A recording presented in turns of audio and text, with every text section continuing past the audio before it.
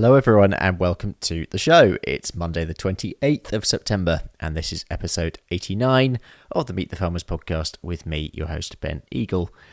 Agronomist Laura Buckingham is on the show this week, but before we hear from her, let's take a look at some news stories from the past week.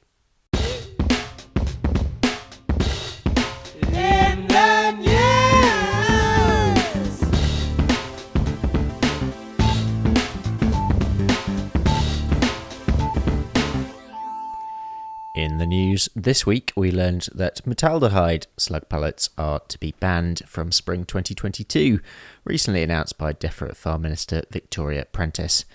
The UK Expert Committee on Pesticides and the Health and Safety Executive have both presented the risks involved, especially to birds and mammals, which has resulted in the decision.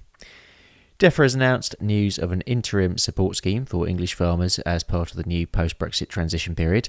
A prototype version of ELMS will be launched in 2022 and 2023 before ELMS are fully introduced in 2024. And finally, the Agriculture Bill continues its pathway through the Palace of Westminster with a number of key amendments passing in the Lords, including details on future trade deals. It now goes back to the Commons. And that is the news for now.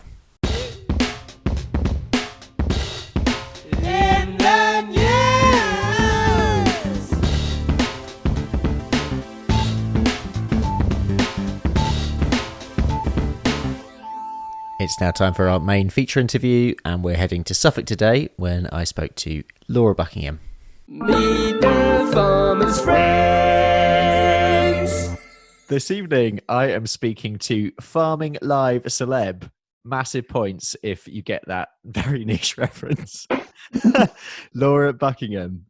She's also arable manager and agronomist at Suffolk-based Fram Farmers Cooperative. Laura, welcome to the show and thanks for coming on. It's really good to have you here. Apart from the fact you now have a baby, which is news, what's going on for you? Because we haven't caught up in ages. We haven't. No, it's been too long. What's going on? Well, the baby is quite a significant, life-changing event. I have a renewed respect for all those parents out there. Apart from that, it's been interesting. I've been maternity leave means that you follow what's going on in the work sphere from a distance, and it's quite interesting to see how everyone's been surviving through COVID. We haven't done Brexit yet, but we've now got COVID on top of that. So there's a lot going on for everybody, and lots of change and uncertainty that hasn't really happened to such an extent in the past. Let's start by talking about Fram Farmers. Can you tell us a bit about it and what your role is within it? Absolutely. So Fram Farmers is 60 years old this year, actually. Really? Wow. Yeah, and it's really important because what we are is a farming cooperative, which is quite unusual in this country. It's fairly par for the course in other parts of the world, but we don't necessarily do an awful lot of cooperation in this country, but that's what we do. So we've got 1,400 members nationwide, and we are a farmer-owned cooperative. We buy for our farmer members, we market their commodity crops for them, and as part of all of that, we form a back office function in that all of the invoices that go through the group are put onto one monthly statement. So we save a lot of office time for our members as well. And that, in a nutshell, I guess, is what Fram does. I manage the arable team, so I'm responsible for a fabulous team of people who buy crop protection products, fertilizer, seed, and when I say seed, I mean you name something, we get it. I mean, do you want some hedging? Cover crops, grass, pumpkins, veg seed, etc. So that's very broad and broadening because I guess we're all sort of changing what we're doing. But that's what I do day to day operationally. I'm responsible for purchasing crop protection products because of my background as an agronomist as well. Let's focus on your life growing up. Let's go back to then. You lived on the farm where your dad worked. I guess we all put our parents on pedestals. My mum and dad are incredible. They met at agricultural college, and dad has been a farm manager for all of his career, which brought him to Suffolk and to this amazing farm where my sister and I, and as a family, we were all lucky enough to grow up. I mean, everyone listening who is involved with farming will know it just becomes part of who you are, doesn't it? The It really does. seasons. We've just finished harvest for another year, and you can't beat the sound of a combine beeping away in the middle of the night. You think, yeah, go on, son, you crack on, get it in. It's going to rain in the morning, and things like that, and then watching all the seagulls come in at this time of the year when we start to turn the land, and the feel of autumn, different autumn mornings, and just the freedom to be children with space is, it shouldn't be taken for granted, and I think an awful lot of us do take it for granted. You had a number of options you were thinking about when you were thinking about career, and they weren't all ag-minded. No, mum and dad were really keen that we shouldn't necessarily follow in their footsteps. We should be our own people. And when I was at school and growing up, funnily enough, my skills are probably in languages, arts, humanities, that kind of thing. I wasn't great at science, so when I was thinking about what I wanted to do, I knew I really wanted to be an agronomist, but I knew I had to work hard to get the grades that I needed to go to the right university to get onto that path. But also, because of my other interests, I was seriously considering going to be an apprentice baker in Switzerland. I love that. Because I really enjoyed French language. I've got cousins in Switzerland, and I thought, I'd go over there, and we can't bake like they do on the continent, croissant in particular. And I thought, that would be good. And I sometimes wonder, don't we all wonder? There's decisions that you make in your life that lead you in one direction or another, and that was one of the things I thought. And at the time, people weren't recruiting into agronomy. It was fairly well stocked with personnel, I guess. So it wasn't guaranteed that I was going to get the job I wanted. So one of my other passions, I guess, is the environment, conservation. And I chose a degree that would have allowed me to go into sort of environmental consultancy as well. And it's still something that interests me. Yeah. I mean, it's a huge part of agronomy as well. So in any case, doors are never closed. Option. No, exactly. Who knows? Doors open. And I think the bakery thing, I don't think that's going to happen. I don't think at this stage in my life, my waistline couldn't cope with it, apart from anything else. So you at the end of the day, you chose agronomy, and you went to Aber to study crop science. Yeah. Tell me about your time there. Well, before I even got there, a lot of people were going, Aberystwyth, as in mid Wales, really? You want to be an agronomist? We've got some great universities that in England, Wales and Scotland that I could have gone to. I mean, Harper being, I guess, the main choice these days. But Aberystwyth is a fantastic university. It's got a great reputation for soil science, which that drew me, and I think it is the basis of soil is the basis of everything that we do in farming. So I thought that would be really good. The lectures I did instantly on the soil science modules were all main campus with lots of really clever pure scientist type people, and they were fantastic. I got to know a lot of Welsh speakers. Okay. And got to a lot of sheep farmers, I guess. I mean, it's going to happen. The crops lecturers were delighted to see me because I was genuinely interested in what they're doing, and was really keen to go and work on their couple of fields of trials as well, because there was a lot more cows and sheep going on there than there was crops, for obvious reasons. A bit too hilly for a plough over there sometimes. You then went on to Frontier as a graduate trainee agronomist. What did you learn during that time? I was there for 8 years, and apart from being given the greatest opportunity to get into agronomy. And what did I learn? Well, I went from being a graduate to being a fully fledged agronomist. Like lots of other companies and organisations, Frontier have a great training programme. So I was very swiftly brought up to speed, and the opportunity for mentorship in an organisation like that is immense, because there's a huge breadth of knowledge across the country, different experiences, different cropping.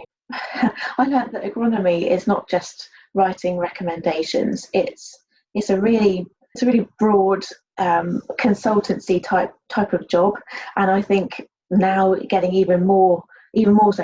An agronomist can't just propose solutions for an arable crop. You've got to really understand the gross margins of the farm business. You need to understand what cultivation equipment is available. You've got to be aware of the environmental schemes that people are in, and probably get involved in the kind of stewardship mixes, all that kind of thing. There's an element of selling, of course, which I didn't think I would enjoy, but was great. Yeah. You're as a trade agronomist, you're also selling the products, and that's not just crop protection; it's fertilizer and seed as well. And so there's a great thrill to that. Then there's the holistic part of you become people's friends when you go and see someone in season once every week or two.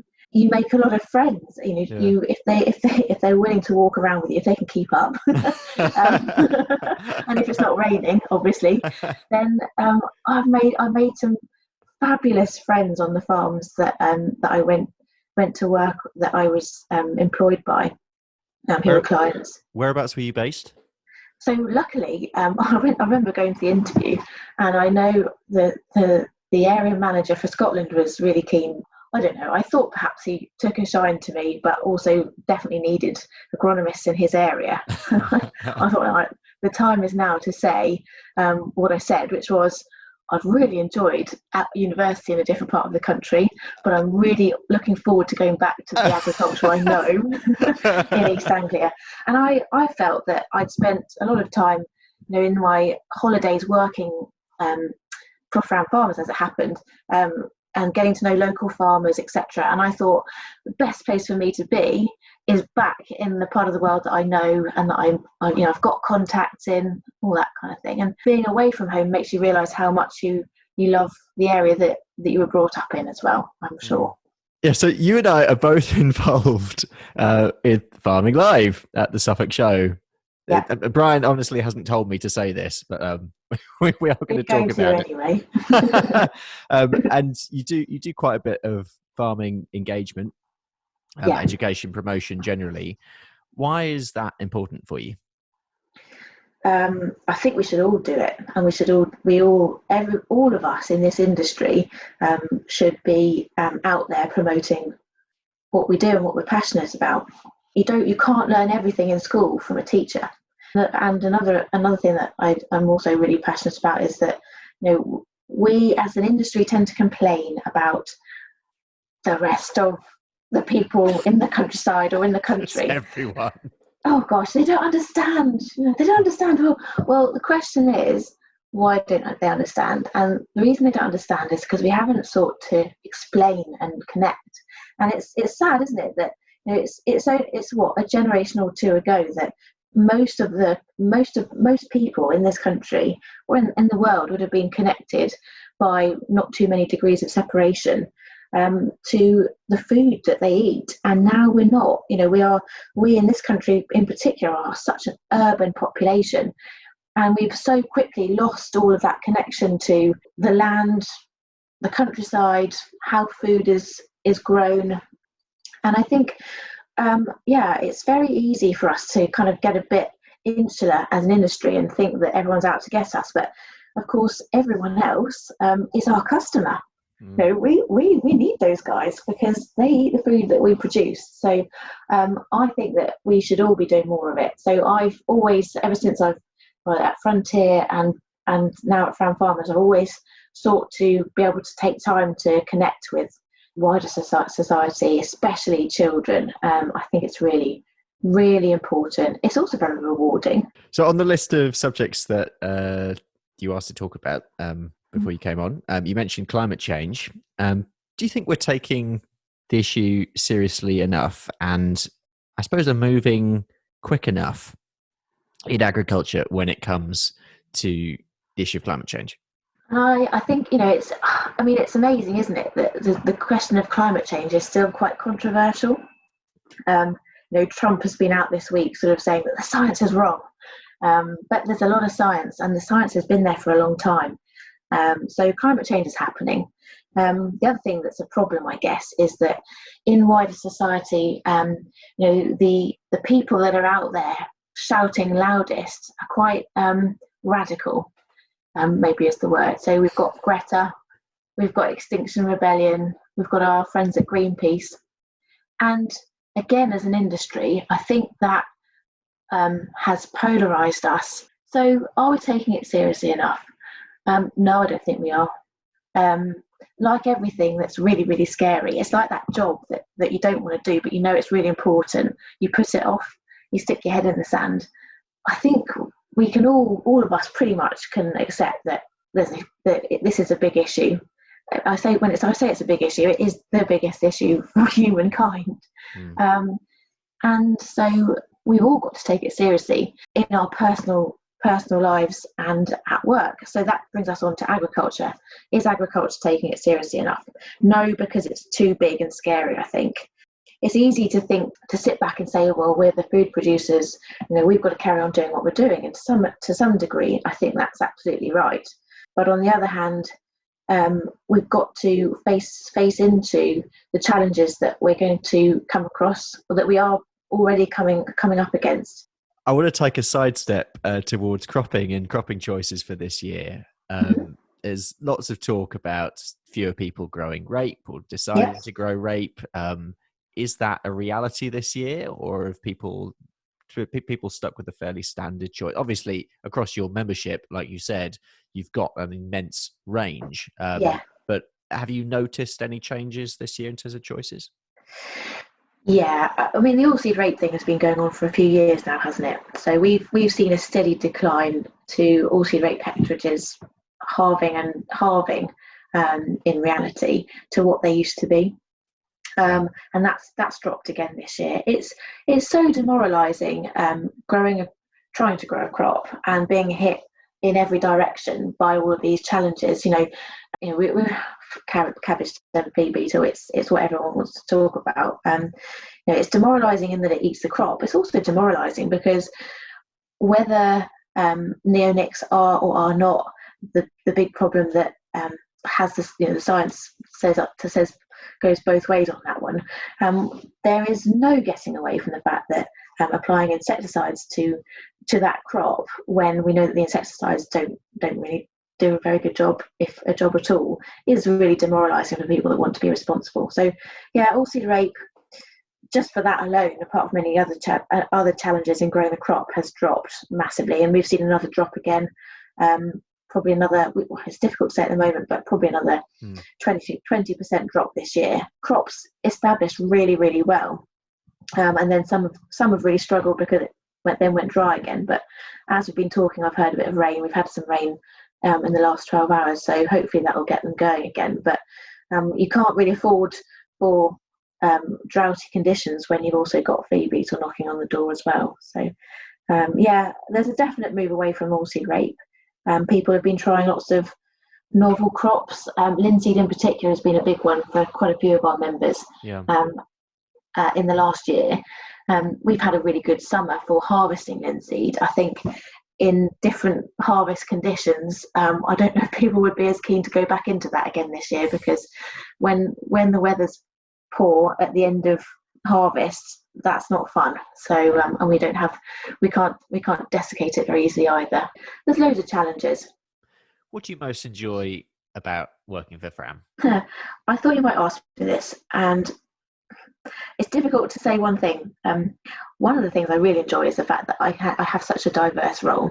It's a double-edged sword, because sometimes you split yourself into about 100 different people in any one day, but I still do a bit of agronomy. I know what that's like. Yeah. I guess a lot of us do. That's kind of the way of the world. But It's a really diverse role. We're buying, we're negotiating on a daily basis. We're out there analysing the market, looking at our own statistics, benchmarking ourselves against the open market, all of that kind of thing. We're talking to new members, developing what we do with our suppliers, etc. So it's a really diverse role. But actually, the most enjoyable thing about it is that working for a cooperative means that everything you do is very straightforward, because your sole reason for existing is to do your very best for your farmer customers. So our Fram members pay us to sit in our seats and buy for them and sell for them. But me particularly, I'm buying for them. So my decision making is pretty simple, because all I've got to do is get the best for our members. There's no, well, actually, should I steer them onto this product because I'm going to make a bit of a commission out of that, or I'm being encouraged into X, Y, or Z. All I've got to do is the right thing by our members, and that comes down to advice as well. So sometimes a farmer will call up and I'll say, well, you've ordered this, but have you thought about that? And they'll say, oh, no, I hadn't, but I'd better get that in stock. And I'll say, yeah, you had, because we know there's a shortage coming up.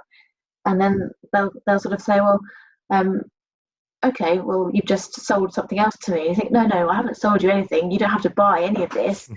I'm just providing you with an option. And there's no, it's very transparent what we do, and I like that. So Fram is all about collaboration and cooperation. What could you, having seen that, what could you advise, encourage other farmers and other farmer groups and other groups in the countryside, I suppose, of how good collaboration and cooperation works?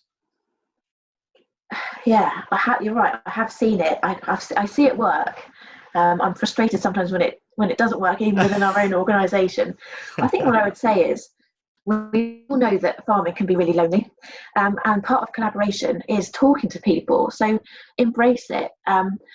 Don't worry so much about whether the bit of kit that you're thinking about sharing with someone is going to get damaged because you think that the chap down the road that's talking about going in and harvesting on it is going to break it. Think bigger than that. I think be brave and think about the bigger picture and what's possible when you collaborate. I'm often so frustrated. Everything that we do is about bringing together buying power and selling power and working together.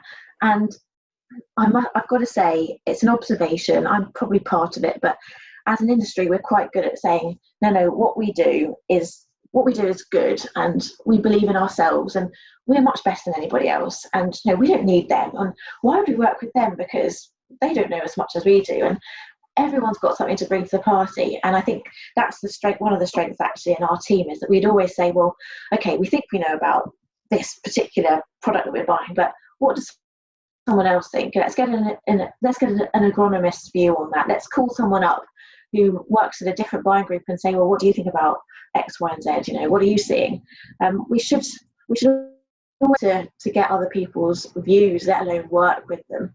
And there's a lot to be gained from that. And I think there's, in the challenging times that are coming to agriculture, to farm businesses in particular, I think, why not use the skills and the equipment and all of those things that other people have got? Why not pool those resources? It makes sense. You mentioned challenging times, and there is that awful term "new normal," which I've started using now. I was determined to not use it, but new normal, and by new normal, I'm going to bring in Brexit as well into that, because that's on the cusp.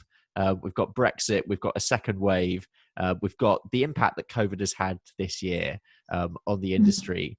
We've got a new agriculture bill as well, and the removal of subsidy. What is your feeling on the ground? Are people facing up to reality? Is it so confusing that farmer members just don't really know how to prepare at the moment? Therefore, they're not.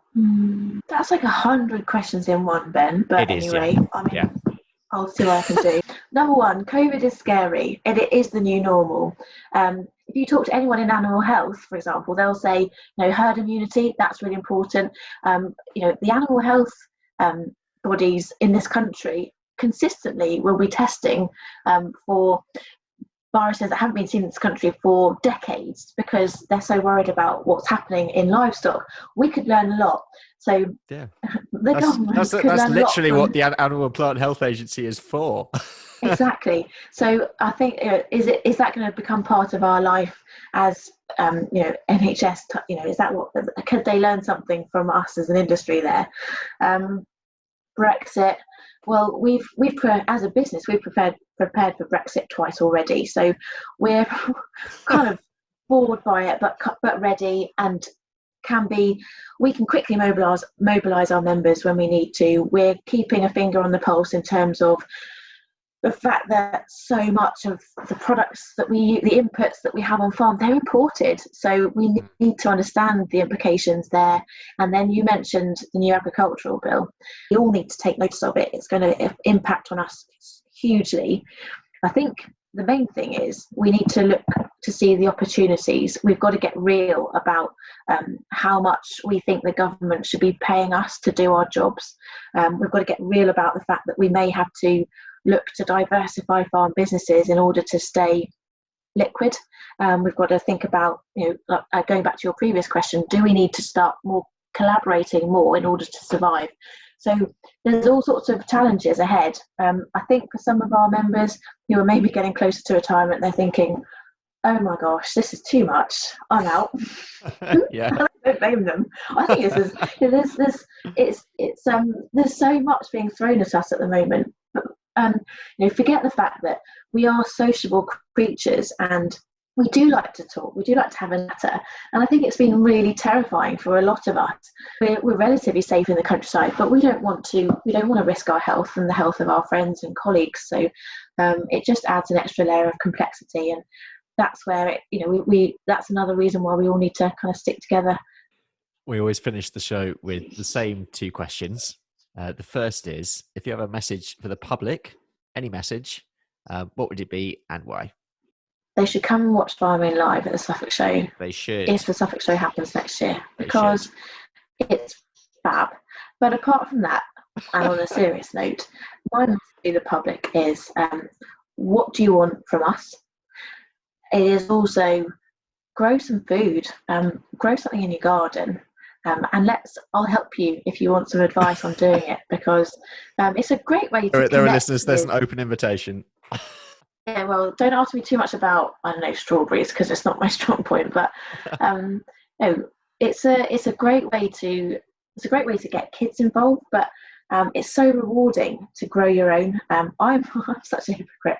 I don't do that, but my parents do a lot of that, and I'm just going to ride on that. But it takes a lot of time. Yeah, it's very rewarding. It does. But try growing something. I think that's part of the future of sustainable food production. Is we're all going to have, I don't know, it might not be a vegetable patch, it might be some sort of vertical farming system in our living room, but who knows? It's all exciting stuff. But that's my message to the public. And finally, a message for farmers. Well, I guess probably someone at Fram would like me to say, have you thought about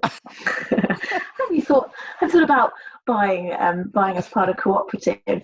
But no, my message to farmers is that we again, it's about collaboration. Let's all work together to be positive, to collaborate, and to try and build some resilience into what we're doing. And we've got to be brave about what we're doing. We have to think outside the box. And to do that, we need to support each other. Great words. Laura Buckingham, thank you so much for coming on the show. It's been a real pleasure having you here. And you've given us more food for thought of the brilliantly challenging, wonderful, exciting times that we live in. Thanks ever so much for the opportunity, Ben. I've really enjoyed it. My pleasure. Meet the farmers' friends. Laura Buckingham. That's it for the show this week. Thanks so much for listening. I'm taking another week off next week to focus on some other things, but I hope you can join me the week after when I'll be talking to Ben Raskin. Big thanks to the show supporters, the Mercer Family Charitable Foundation. Thanks to you for listening, and I'll see you next time on Meet the Farmers.